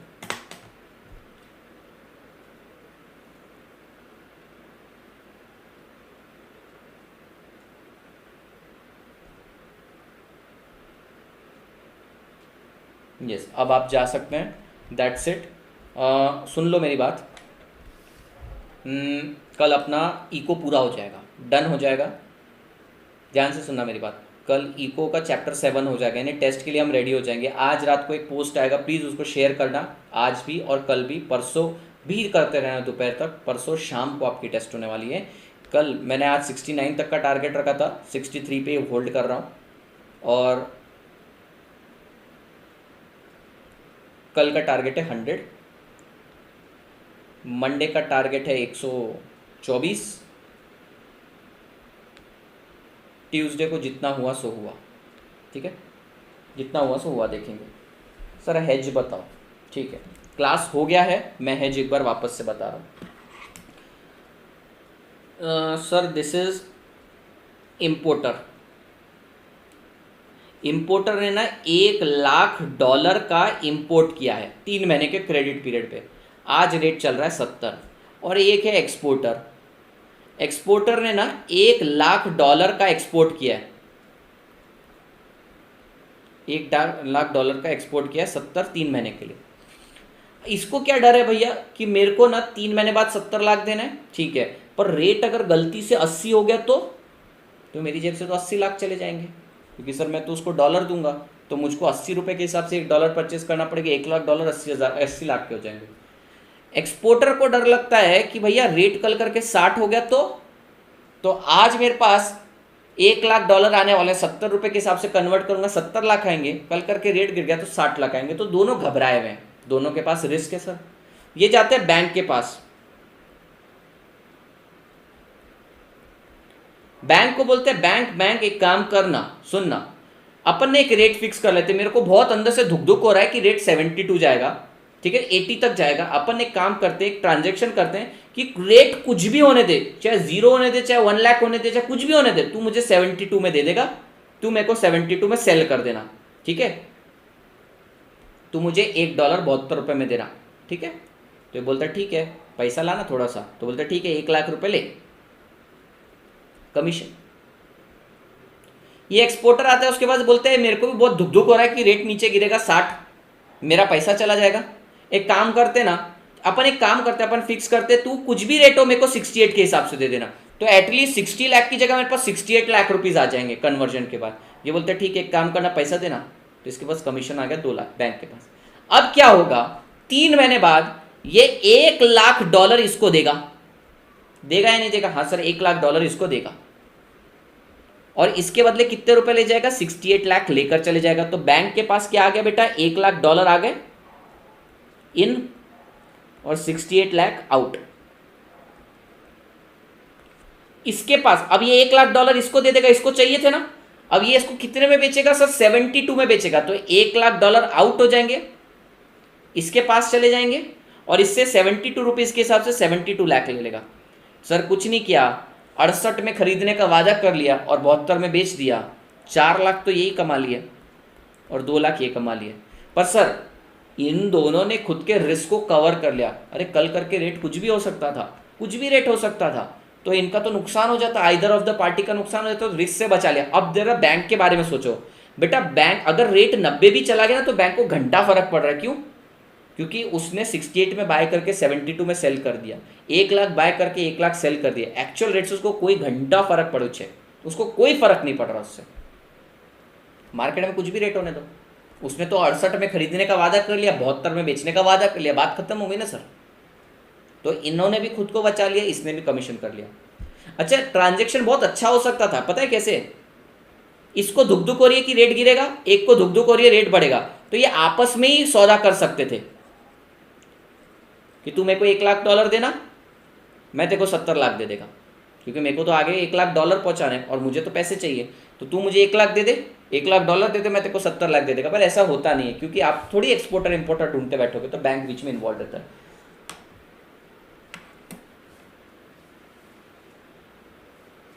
हाँ, ऐसा भी बोल सकते हैं। सर लॉ का भी कुछ बता दो। समझ सब आता है, पर जब पढ़ते हैं तो वो हिट नहीं करता। करते हैं इसके बारे में बात। Sir it is compulsory to purchase again after, yes, settle करना पड़ेगा ना। नेगेटिव शेयर दिखेंगे, तुमने जो चीज़ बेच दी वो तुम्हारे पास है ही नहीं, तो ट्रांजैक्शन तो सेटल ऑफ करना पड़ेगा। चलिए जी, बहुत लेट हो गया है, मिलते हैं कल आपकी ये सारी क्वेरीज क्लियर करता हूँ। That's it for the day, thank you, bye bye, tata, take care.